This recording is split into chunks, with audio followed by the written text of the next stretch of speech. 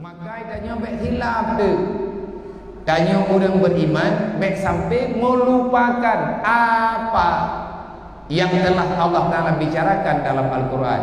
Nyu ke nyu alasan hanjit jauh tanya dengan ilmu agama. Benar dia buat tengku hanheh tu.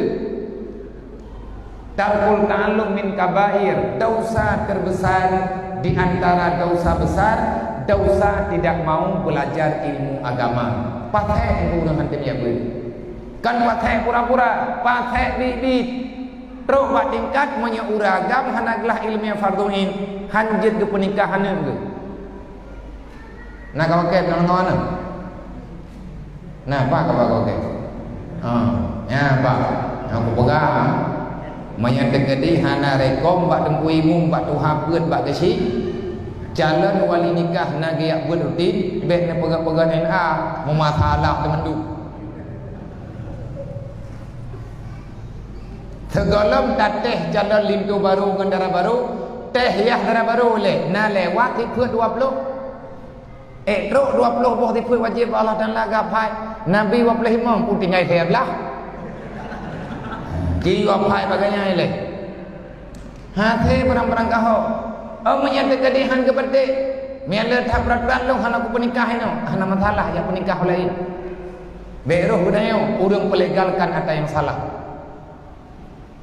idro nama menya anak darah dro nekah karayu mantang ayah hirumoh ngayu yang berat menya sayangkan ku bibi baik atimanya hanjir mengikap le jamu pi wate maya haji kalau sakit kata me rumah sakit tak perintah wate karaya ka tajuk kubuya